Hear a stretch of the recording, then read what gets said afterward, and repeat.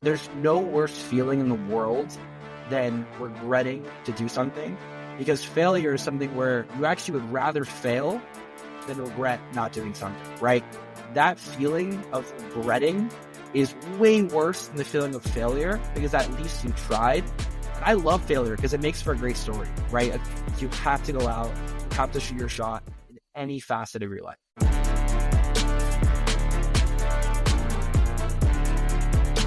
What is going on, schmoozers?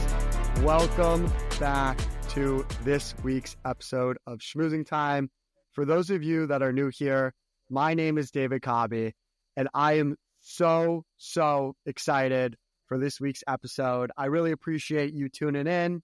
And if you like branding, you're going to love this week's episode because that's all we're going to be schmoozing about today. In fact, my next guest is at the forefront of helping LinkedIn creators leverage their own personal brands by partnering with other companies. This guy is nothing short of remarkable, and he's achieved so much in 5 years that many people don't even achieve in an entire lifetime. Outside of, being a CEO at such a young age and, being a TED Talk speaker and, being a writer, this guy loves to partake in adventurous activities, including traveling the world and surfing. I'm so fired up to introduce this week's guest. Please welcome to my show, AJ Eckstein. AJ, how are we doing today, brother? I don't know. We can't be doing great after that intro. I feel I'm flattered, I'm humbled, and I'm ready to schmooze. Oh, man. I mean, it's so great having you on, AJ. And, the one really cool thing about mine and AJ's connection, and I always like to talk about this if it's notable, is we technically got connected through a professor and somebody that actually helped me start this podcast. So shout out Andrea Koppel, by the way. She was my professor. She had AJ on her podcast, and I just wanted to point that out. But, it's awesome what you're doing with Creator Match and just this idea of personal branding. And then you also happen to be Jewish, and, we're going to have a great conversation today. And I'm excited to talk to you about your Jewish heritage, which maybe not a lot of your followers on LinkedIn or Instagram even know about. So why don't we kick this off by, AJ, tell us about your Jewish background. And I know you have a unique Jewish background that not a lot of other people have. So take it away. Yeah, I mean, let's start out with the most unique aspect. I'm a Mexican Jew. Most people think that my dad's Jewish and my mom is Catholic, being from Mexico, but I am fully Jewish on both of my parents' sides. My mom immigrated from Mexico City to come to the U.S., and my dad is from Brooklyn. So even the fact that they were able to meet up is pretty kind of just strange forces coming together. But I was raised very Jewish. I went to Israel for my bar mitzvah. I had two options: either have a party like most American Jews do at a typical dinner place and an after party, or go with my immediate family, fly on El Al, which is Israel's airline, which is incredible, and go to Israel for a very special trip. And my cousin's about the same age as me, so we both got bar mitzvah at the Wailing Wall in Jerusalem. So definitely someone who is proud to be Jewish more than ever today. I think it's so important to stand up for our people as anti-Semitism is rising. And it's something that, is always a part of me. I have, if you see the chain, if you're watching on video, I have a Jewish star that I wear 24/7. It's definitely something that maybe I don't bring up in my first topic of conversation, but something where if it ever did come up, I'm always very proud to be Jewish. I love that, man. I like that you sacrificed a DJ party to go to Israel and go to the Kotel and go to the Wailing Wall. And, first of all, it's awesome to have somebody like you be such a proud Jew, because you have such a big brand and presence on social media. I mean, LinkedIn, we were talking about on our initial phone call, is becoming one of the most valuable sources of just branding and driving revenue. Yeah, I mean, you name it. You're a LinkedIn expert. I don't know why I'm talking, but anyway, to get more just into your Jewish heritage, like I know you mentioned you went to Israel and you wear the Jewish star and all of this. So I guess like on a day-to-day, what really connects you to Judaism and what really makes you a proud Jew? Like when you wake up in the morning and you're like, I'm thankful to be Jewish, what's driving you? I think my ancestors are driving me, and I feel like we've been, for lack of a better word, hunted down for generation after generation. And, obviously there's a lot of stuff going on around the world. But I think at the end of the day, someone that is looking to help others is what I would consider a common person who is Jewish. And, I see a lot of much larger influencers, creators like Casey Neistat, being a great example, where he didn't have to make a video about what happened on October 7th or what's going on with anti-Semitism. But if he, with his audience, and he can lose everything by talking about this, and he's bringing up these topics, if he's able to do it, I think someone with not even a fraction of his audience size can do it. And especially it's I feel like directly attacked by people who are like, October 7th never happened, right? So of course, again, it's not something that I necessarily bring up on the first topic of conversation, but to me, it's you have to be proud. It's who I am fully 100%. I am Jewish. It's my heritage. We have great ancestors who died in the Holocaust. And, when I was in school, I took a trip called March to the Living, and we went to the concentration camps from the Holocaust in Poland before going to Israel. And, a lot of people who talk about these issues have never been to that side of the world and don't really know what's going on. And, seeing people who can't even go to school with a Jewish star, right, who are getting literally attacked in the hallways or attacked going to temple to pray. My heart goes out to them. And I always have been someone where I don't want to hide. And, a lot of people are hiding who they are. I am who I am, and I put it out in my chest. And if someone has a problem with that, they can bring it up with me. But usually they might say something on social media, but they don't have the focus to actually text me, because we're not good enough friends to say something like that. So, I think anybody out there, if you don't stand for anything, you stand for nothing. And I want to uplift, our community. I like that, man. And just to tie this all into personal branding, right? I think, you're talking about your heritage and speaking up about it. That's a big part of your personal brand. And obviously, when it comes to the physical, tangible things that you can do to represent your Judaism, one of them is wearing that Magen David, the Star of David. So it's honestly, it's amazing to hear that you are, you're so proud of your Judaism and you don't back down from it. I think it's a completely different story when you talk to somebody that backs down from being Jewish. And I think for you, not being scared, not only when it comes to being Jewish, but also just in life, right? You're not somebody that doesn't show, at least you don't show it. You're not a scared person.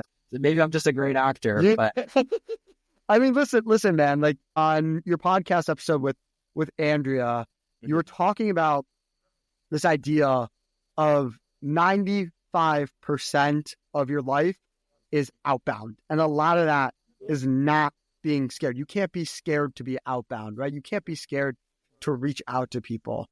I want to know where that comes from, because that doesn't just come from out of thin air, right? Like for me, like I'm scared. To be honest, like I was a little scared to reach out to you. Like you have such a big presence on LinkedIn. I was like, yeah, there's no way this guy's going to respond to me. Like there's that fear. But I guess, like, how did you get to the point where you're like, my life is going to be outbound? How did you decide that? There's so much to unpack there. I'll answer in a couple ways. So I think it's important to think about, and you think I'm going to take this the wrong way, but just stick with me for a second. Okay. To think a lot about death. And, in the next generation, it's not going to, like, nobody cares about you. Like, you could take a step back and, okay, great, I have a LinkedIn following, and wow, I'm this person with a personal brand. Nobody cares. Like, you think it's such a big deal. It's not a big deal. So if you bring yourself down to reality and realize that everything's up for grabs, and the best opportunities in life are the ones where you go out and shoot your shot.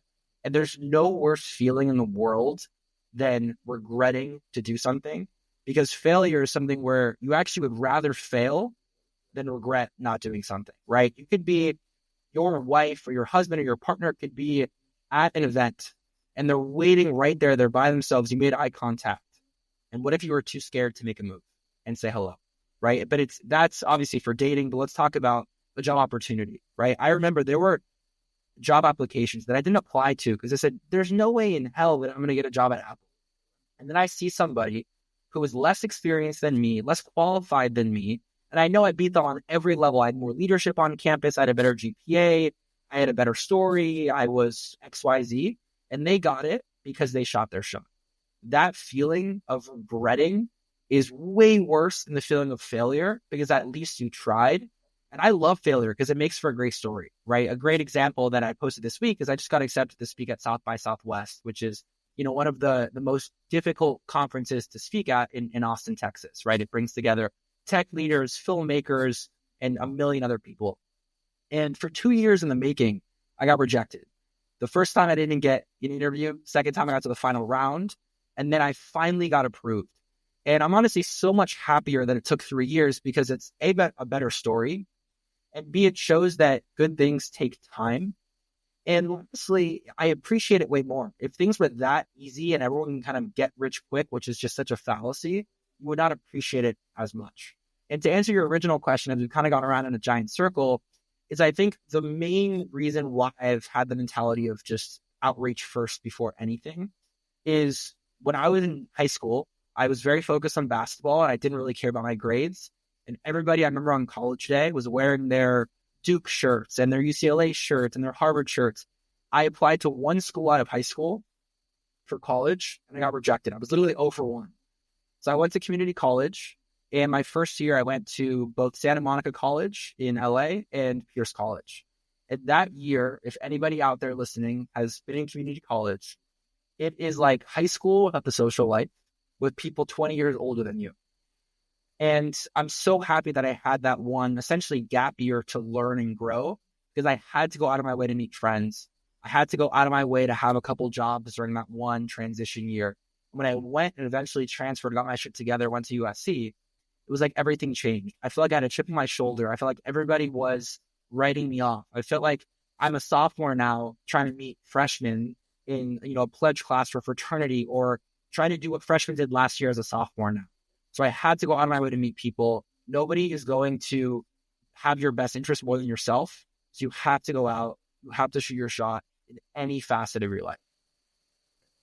Guys, that's unbelievable. You would never think this guy went to community college, but not a knock on community college at all. But, you look at his LinkedIn and you see, oh, this guy went to USC. You have your assumptions. You're probably like, oh, 4.0 student in high school, all this stuff. But what AJ's talking about is, I think, the essence of why he's such a good entrepreneur. It's because he accepts failure, right? A lot of us don't accept failure.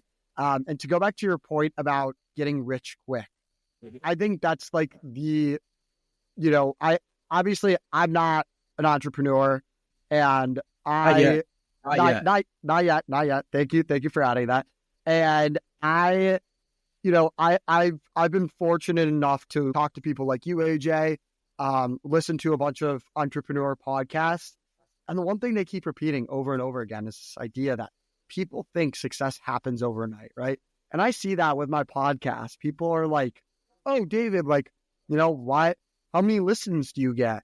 It's just pathetic to me how people think that David, you got to have 1,000, 2,000 podcast listeners by, XYZ time. And I just think it's ridiculous. Joe Rogan, right? The number one podcast interviewer in the world who makes millions per episode, didn't start at number one, right? He started with a couple listens. People think that growth is literally either you're at 0 or you're at 100, right? But everything takes time. And you might not know who Joe was back in the day, but now you do. And it's amazing that people can go out and try to make fun of somebody going to put themselves out there. But it really stems from jealousy. And I always say a great quote, and I'm not going to coin this because this is a quote from David Goggins, and I'm someone who runs ultra marathons. And I love so much for what he stands for. But he had this great quote where he said, no hater will ever be doing better than you. And if you think about that, right? So let's say I have a podcast. Let's say I'm Joe Rogan. Okay. Why would I go out of my way to hate on David's podcast, right? It's not even worth my time to hate on you because I'm kind of doing better than you, right? But if someone is jealous that you started something, or They want to make fun of you because you're putting yourself out there, right? Of course, those early days, I always say you have to overcome cringe, not especially as a creator or trying to be an influencer. You have to put yourself out there. Stuff won't work. We'll get 0 views. But it's just amazing that so many people laugh at those who try. But it's those same people who laugh at you now that in 1 or 2 years from now, whether it's a podcast or a media company or whatever you're doing, with the same people who want to get your attention for a job, who are asking you for your advice, who are saying, hey man, I'm so sorry what I said before, but like, can you be on my podcast that I started? It's the same people. So if you have a long-term mentality and realize that nothing good in this life comes quickly, it takes time. And also, last thing I'll say is, let's say that you did get to the Joe Rogan level in a week. Do you think you'd really appreciate that journey as much as you would over a 5-10 year slow burn? Right? So it's all about the best stories to tell. Mm-hmm. Jeez, you're saying, AJ, you're saying all the right things, man. It's like, I don't even do the rest of the episode. You got to all the good stuff already. But no, seriously, like, the grind is so fun. I mean, you're a marathon runner and an entrepreneur. You know that like the grind is just fun. And for me, everybody I think has their own grind, right? For me, my grind is I work my job, I work out, I do this podcast, right? You, on the other hand, like you're impossible to get on the calendar. You're always freaking busy. So before we get into kind of why you started Creator Match, I want to talk about this idea of managing time, because I think a lot of people don't know how to manage their time, and that's really, really, really what slows them down. So, question for you. Did you learn how to manage your time really well prior to becoming an entrepreneur? Or did that take time while you were an entrepreneur? You kind of learned that skill over time? I think the cheat code to being someone who is a good time manager is overfilling your plate. So an example, right? Today, and I'm not saying this to brag, I'm saying this to be honest and truthful about the number of hours I work in a normal day. It can be anywhere from 12 to 15-hour days. You throw in 6 to 7 hours of sleeping and maybe 1 hour at the gym and maybe 1 hour for dinner and sanity, right? I don't have time to waste in that normal workday, right? So it's not that I'm a great time manager. It's that I literally don't have time to waste. I don't have time to go on social media. I put my phone on Do Not Disturb or D&D, and I'm notorious for it the entire day. My sister will literally email me or Slack me if she needs something from me urgently. And I have this app, shout out to Opal, where it blocks my social media from 9 to 6 throughout the day, right? So great, maybe they can sponsor the next episode of this podcast. Wow. So, I mean, I'm someone who I really try to stay regimented and want to stay productive. But I think early on, a couple of years ago, when maybe I wasn't a founder and I was working a corporate job, I filled my plate beyond just someone who was a consultant. I had a million side hustles under the sun. And if I didn't finish my work, I couldn't get to my side hustles, couldn't get to fitness, couldn't get to sleeping, whatever it is. So if you're someone who procrastinates, like the best way to not procrastinate is to be a busy person. You're just not doing enough. So I think today I'm someone who says no more than I say yes because I have to. But a couple of years ago, I was the yes man, right? And I think the yes man mentality is so important early on in your career. You don't know what you like. You don't know what you don't like. You don't know what opportunities can come about. So you say yes to everything. You want to be on a podcast? Yes. You want to travel to this conference to speak? Yes. You want to hop on a networking call, even though they're in financial services and you are pursuing marketing? Yes. You never know who they're going to meet. You don't have a network. You don't have an audience yet. So you just say yes to everything. And as your schedule gets busier and busier, you just have to be a better prioritizer. And now I'm at the point where I try to say no more than I say yes, because I still feel like I get nothing done throughout the day, even after working a 12 to 15-hour day. Wow, man. I think it's so cool how you kind of like flip this idea of like, it's one thing to say like you're really busy. And I think Americans, I fall into this trap too. Americans like to be busy, right? We like to say, oh, I'm busy. But really, like, are we busy all the time? Like some of these people, like, are they busy all the time? I mean, like, to be honest, like I tell people I'm busy when I'm actually not busy, because I need that like downtime or whatever. But I think the way you're looking at it is so innovative. You're thinking about it as like to not be bad at managing your time, you literally have to force yourself to not be bad at managing your time because you have so many responsibilities. And it gets into this whole idea of holding yourself accountable and making sure that you're doing what's best for you and all that stuff, which is, I think it's just phenomenal how you're looking at it. And I think this really, this sets the stage for getting into your entrepreneurial career. You just mentioned that you were in consulting and you had side hustles. And, one thing that I think people think is that, if you want to be an entrepreneur, you should quit your job and have no plan and say, hey, I'm going to be swimming in the water stranded for like a year, see what I can do. And then I go back to my job, right? That's, people do that. It works out because some people just have great ideas and, this idea of hungry dogs run faster. Sure. But you had a calculated plan of getting out of the consulting world. So I want you to talk about that balance between having your full-time job and having a side hustle. So tell us about that. So I first off want to say that having a 9 to 5 and being happy and logging off at 5:01 p.m. and having a life on the side and not having to worry about work at night, mornings, weekends, holidays is completely fine. Not everybody is set to be a founder or entrepreneur. Not everyone should be. If everybody was a founder, it would be a team of one for every company. And obviously these massive companies need employees. And some people are better off as a number 2, number 3, or just someone who is a crew member on a ship, but not actually the captain. Because the captain will still, they have high highs, but they have low lows, and they still go down with the ship. But the crew member can probably escape on a life raft and still survive, right? So I think, to go back to your analogy, as we're in the water right now, I think everyone thinks that you're helping as a crew member on someone's pirate ship. And you have to just literally walk the plank, jump off into stormy waters, and try to survive and swim. And while you're drowning and swimming, you're building your raft and then eventually building your pirate ship. But why not when your hours as a crew member on someone else's pirate ship are done for the day and you mop the floors and you put up the sails and you're in your quarters, why not go build your own ship while you're getting paid for it?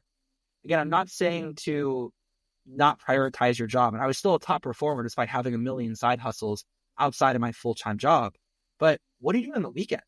I mean, if you're someone who really wants to jump, but you're spending all Sunday with your buddies for 10 hours on the couch drinking beer, playing fantasy football, spend 3 hours on that Sunday and go build your future if that's something you want to do. Or the Saturday, or you get off early at 3 p.m., you're going to go watch Netflix for 6 hours, right? So not everything has to be so black and white or so 0 to 1. You can build that kind of mini ship before you jump and test certain things. If you just jumped and this is not your full-time job and you have no experience or don't know what to do around how to monetize a podcast, it's dangerous, right? It's not calculated. But why not do both up to the point where there is a conflict, whether it's a conflict of time or of interest, and then you make that calculated jump. So for me, right, I jumped when it was calculated, right? I built up savings so I can go months without paying myself, which is what I'm doing right now, right? Versus just jumping with no savings saying, good luck. And I think what you said is, having your back against the wall is a huge value add and a strength. It's also very stressful, but I still have my back against the wall now, right? Once you jump and you're all in and you don't have 1 foot in, 1 foot out, you're still like, it has to happen. It's not if it happens, it has to work, right? So for everyone listening, if you are thinking about jumping, it doesn't have to be just jumping. Have 1 foot out and test a couple different lily pads until you find out one that's concrete and that's something that actually will hold you afloat when you jump. The fact that you were side hustling, right?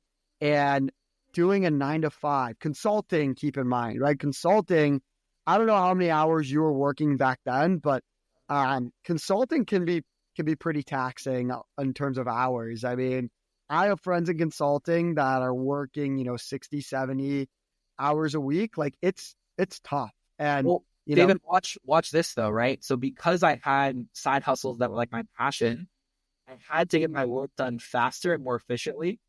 So I was a better consultant because I had side hustles.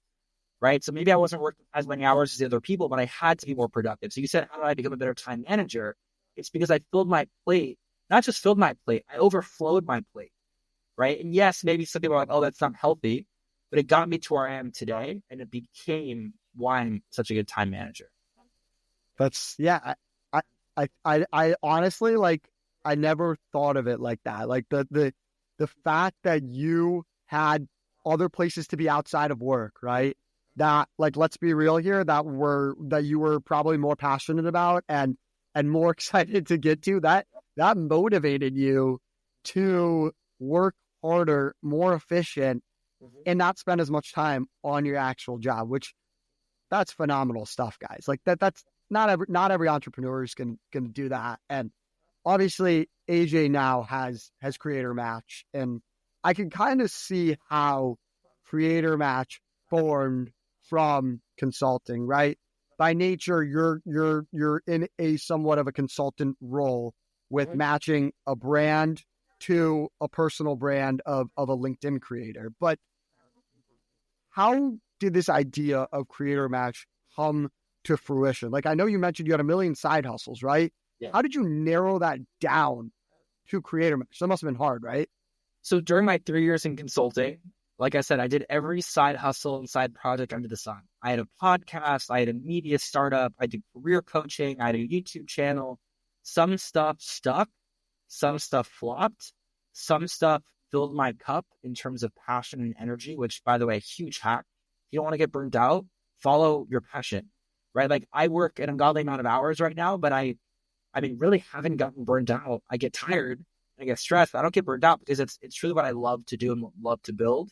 Versus I got way more burned out when I was working for somebody else for something I didn't want to do, right? So quick tangent. But I tried everything. And something that I kind of fell into is I consider myself a LinkedIn creator. And I went to all these creator meetups and conferences and events and communities. And they'd say, what's your go-to channel? YouTube and TikTok and Instagram and podcasts. And I'd kind of raise my hand in the back and say, oh, LinkedIn. Everyone thought I was crazy. Like, who is this? Is this corporate guy coming in? And I realized that I did consider myself a LinkedIn creator. That's how I was building my podcast. And I realized that there were so many other LinkedIn creators like me. And the biggest pain point was never being able to make $1 from LinkedIn. So while I still had a small audience and still relatively do it at the time and today, I had friends who had 1 million followers on LinkedIn, 1 million impressions per post, and never made $1 on LinkedIn, right? Versus YouTube, without a brand deal, you can still make money on AdSense.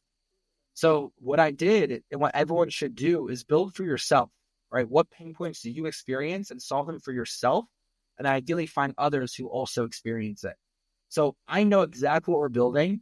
We're building for me and what I wanted when I was, like, basically a full-time LinkedIn creator, making a ton of content, doing brand deals. So I kind of fell into that. And then also listen to what your audience is saying. So for the last 2 years, I've been known as a LinkedIn guy, right? For better and for worse. I know it might sound cool maybe today or maybe not. You're like, that's crazy.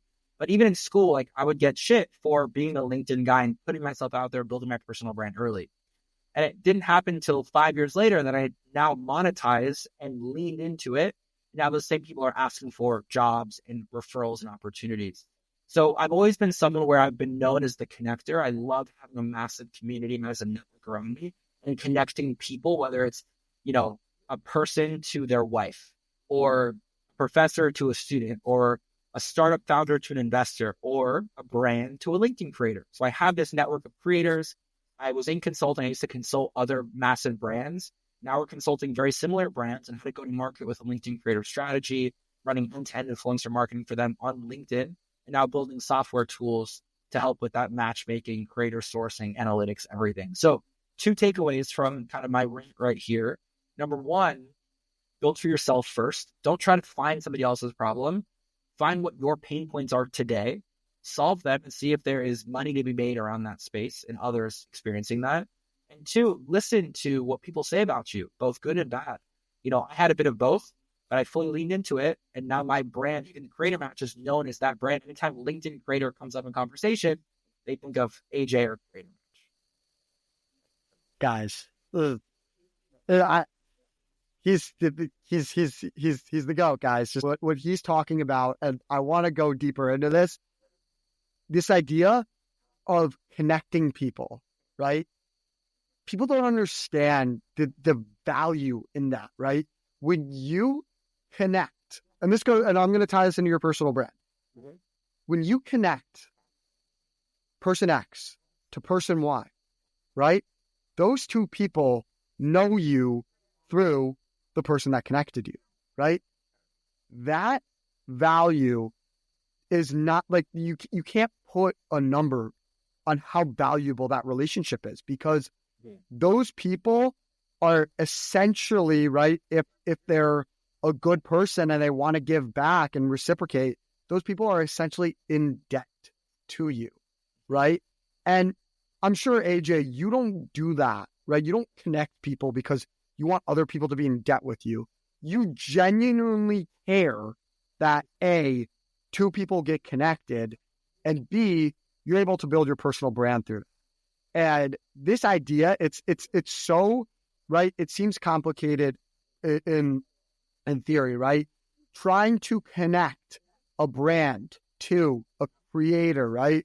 We're in an age where influencers and creators are all over the place and they're doing all these kind of crazy things. Like, it sounds so complicated, but in reality, it's so simple. All AJ is doing, connecting the dots, making the matches make sense, right? So I wanna follow up with another kind of question to that is, how do you know when you're matching a good influencer to a good brand, right? Because there could be an influencer with millions of followers out there, right? And there could be a brand, like, for example, I don't know, I'm taking a brand that I wear a lot, Lululemon, right? Lululemon, you match them with an influencer that has 1 million followers, right? That doesn't always translate to ROI, right? You're not going to always see that investment return because of the creator's personal brand. So how do you know when a match is right between a company and a creator? So LinkedIn is notorious for not having the infrastructure to support influencer marketing, right? They are barely, they're not social media first, right? They're a job searching tool and platform first, then a social media platform, and then now new influencer marketing opportunity. So since the tools haven't been built, I went out and said, okay, let me find some developers, and we're building these tools in real time. So right now with some of the tools, like if you go to the Google Chrome store and type in Creator Match, you'll see one of our new Chrome extensions, 100% free, where I can go to any creator's profile and type in, I fetch all their post content, all their analytics in real time. It's all public data. We repackage it and show you things like follower count, average likes per post, median, engagement rate. Going to the Lululemon example, which I wear, I'm not wearing it right now, but I literally was wearing it yesterday, is you can type in Lulu on their keywords of content to see if they ever mention that specific brand. Have they done similar sponsorships with, whatever, name the 5 competitors to Lululemon, right? Have they posted frequently, right? Let's say Lululemon's looking for video content for this new video campaign. I'm not going to match them with a creator who doesn't do video content. So our tool identifies, out of their 1,000 posts in the last 3 months, what's the breakdown of video content, carousel, image, text only, polls, etc. So these tools help brands no longer shoot in the dark, and we're giving them the most qualified matches so that it's a match made in heaven, and it's a very successful campaign on LinkedIn. Just to follow up with that, how much of what you're doing is based on AI? I mean, not too much as AI, to be honest with you. It's more so just mass data collection, okay, and then using different queries to find what you're looking for.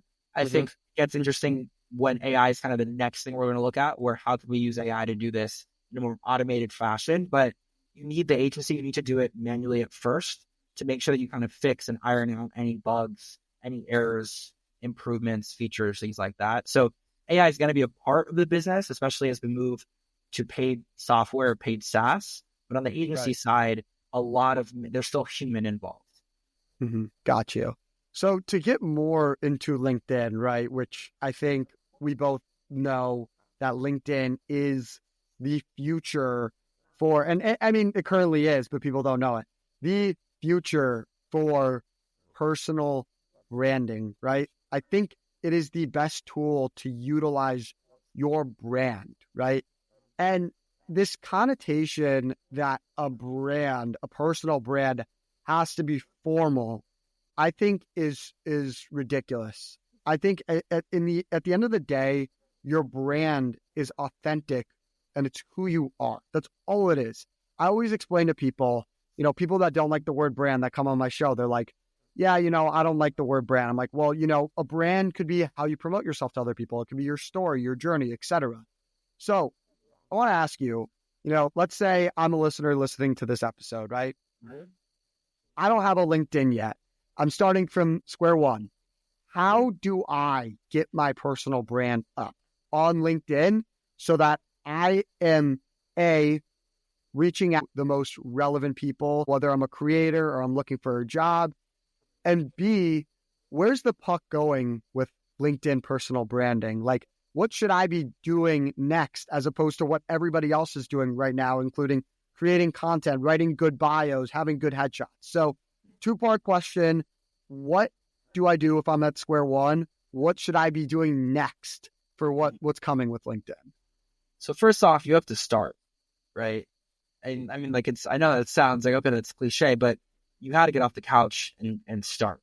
And, we said I've run 3 marathons last year. Everyone thinks, wow, a marathon is so difficult. Truly, the hardest thing about a marathon is not finishing the race. It's just showing up to the start line. And that is anything in life, whatever you do, everyone wants to start a podcast. You know what the hardest thing about starting is buying the mic, downloading Riverside, and getting your first guest on. And then once you do 1, you do 2, you do 4, you do 10, you're at 1,000 episodes, and you're just cruising, you're enjoying the process. So you have to start, right? I'm not going to get into the weeds of how to optimize a profile, but you should have a good headshot, background photo, a summary, and find others in the niche that you're pursuing, the industry that you're pursuing, who have a good brand and emulate and steal like an artist, right? So don't copy them word for word. Find 5 to 10 of your favorite people, favorite profiles that you follow in your marketing or digital marketing niche, and then see what they're doing well and how you can tailor it to yourself, right? So that's what I would do today. And the second thing about personal branding in general is it's a mentality shift.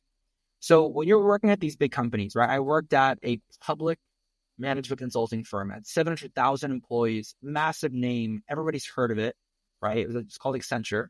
We worked with Google and Microsoft and these massive companies and consulted for them. But when I left, I can't say Accenture anymore. So you have to think about it that you rent somebody else's brand. When you go to Harvard, when you go to USC, when you go to community college, you are renting the brand. So when I was in school, I thought about it where I'd go to a career fair when I was at USC, and everybody in this massive auditorium, let's say 20,000 students trying to get tech jobs, they can't say they go to USC because we all go to USC. We're in the same playing field. So what is your actual personal brand? That's where the extracurriculars, the side projects, the GPA comes into play. But when you graduate, now you can't say any of that anymore. No one cares that you were the president of the track and field or whatever it was, club at school. So the only thing you're going to carry throughout every company you work for or your own company, if you do start something, is your own personal brand. It's what lives with you to the day that you die. So if you think about it that way, that you're just renting somebody else's brand, if you get laid off, you get fired, if you leave, you no longer can use that to get to that next step. So you need to start, set up a cadence to post content that's relevant, ask yourself what the goals are, because everything where the hockey puck's going is LinkedIn is the future. It has been. It's only going to continue to be. Brands are noticing. Creators are noticing. And I'm telling you, it's the early days of naming any other platform, TikTok, YouTube, Instagram. It's wide open right now. And the barrier to start has never been easier to do and lower. And I guarantee you in a few years from now, it's going to be way harder to grow and build that brand and be successful. Absolutely. Absolutely. And just to kind of clarify what AJ is saying, like, you don't have to necessarily start a podcast, or if you don't want to be an entrepreneur, you don't have to go after a side hustle, whatever it is, but you should still continue to build your brand, because you don't know what's going to happen if you get laid off, or something happens to you, your reputation gets ruined. I don't know. Like, you don't know what's going to happen, right? And the best investment that you can make is in yourself. There's no doubt about it, right? You can put 80 hours into working at a specific company, right? But those 80 hours aren't going into yourself. They're going into your company. So you need to find a way, a path, a method, something that differentiates you, right? Because at the end of the day, nothing is forever. There's not a single thing that is guaranteed. You just need to find that way where you can show that you're unique and that you have a brand that you're able to promote. Like there's really no way around it. And if you want to be somebody that's successful in your career or your passion, your hobby, whatever it is, you have to build a personal brand. And that could mean whatever you want, but you still need to reach other people in order to do that. You can't build a personal brand and have one person recognize it, right? You need to reach other people in order to get places. So I think a better way to phrase it as well is, what do you want to be known for? Simple. Your personal brand is, the explanation of it, right? So when my name comes up in conversation, I am known, and this is factual at this point, is LinkedIn creators, LinkedIn creator marketing creator. That's what I'm known for. And then you go to my LinkedIn profile and you see all the branding and everything that I've done to get to that place. So when you have even friends in mind, when you think of David, what do you think of? You might think of podcasting now. You might think of Judaism or whatever it may be. So a better way to think about it is, what do you want to be known for? And how do you build a personal brand that gets people to think about that? And the best way to do it is to continue to hammer on certain topics, right? So if starting from zero, all I talk about is Gen Z and financial advice over the span of a year with daily posts, people are going to know me as like the Gen Z financial guru, right? Whether I'm an expert, whether it's good or bad advice, it's up to you. But that's what I'm known for. So to become known about something or someone, you have to really continue to dig and continue to compound whatever you're talking about with that personal brand. 100%. Consistency is key. I know that sounds cliche, but you have to continue, in order to be an expert, right? You have to continue doing the norm, whatever it is. You have to continue doing that over and over and over again. And that's how you really, really get good at things. So on this idea of getting good at things, and we'll wrap things up here, AJ, what is one thing you want to improve about your personal brand? That's a good question. Improve about my personal brand. I would say the biggest thing, as much as I love sharing the wins, is continuing to share the losses, because I think so much of social media is just, especially LinkedIn, is just happy to announce that I got a job at Google. I'm happy to announce that I made $1 million last year. I really make an effort. I know I can improve and continue to make more of an effort to know that I shouldn't just share the wins, but share the losses, the failures, what I learned, and what I'm going to do differently. Because I know there's somebody else out there who's trying to do something similar, trying to believe and invest in themselves. And they might have had a recent failure and they feel like, I'm the only one who's failing. All of us fail. Truly, all of us fail. So I really would love to, hopefully I don't want to have too many failure stories. Hopefully they're small, you learn quickly, but continue to share the rawness of being a founder and believing in yourself, an entrepreneur. And these last 6 months have been crazier than the last 3 years, without a doubt, both good and bad. But I want to continue to share that it's okay to share the losses. It's okay to share those darker moments, because nobody is just up and to the right. Like there's ups, there's downs. You take 2 steps forward, 1 step back. But the beauty of being an entrepreneur is you continue to chip away. And like the skin that you build, the armor that you build. My friend who's a founder, he joked that, founders, entrepreneurs are warriors. The amount of fires you have to put out on a daily basis, maybe firefighter is a better word, but you just go through, you deal with so much shit. Just to throw that out there, and so much good and bad. And then the highs are so high and the lows are so low. You have to continue to move forward. And I think that's something that I want to really improve on and continue to do, that, don't take every stress aspect so personal, but it's okay to share those losses, talk through it, and continue to take 1 step forward. I love how we started this episode talking about, your failures and not being afraid to fail and get out there and being outbound. And now we're ending with it. So that's a phenomenal way to end this episode. But AJ, before we officially wrap things up, where can people find you on social media? It'd be funny if I didn't say LinkedIn, right? Just look up my name, AJ Eckstein, or creatormatch.com, and just find me there and reach out. Would love to meet you. Awesome. Well, AJ, it's been an absolute pleasure and honor to have you on this week's episode of Schmoozing Time. If you're listening to this right now, go share this with somebody. I know I say it every single episode, but I 100% believe that I'm providing you guys with very valuable content, and I want you to share with other people. We want to create this movement of empowering your personal brands because it is the most important thing that you can invest in. So go share this with somebody new. And again, we want to thank AJ. Till next time, keep schmoozing.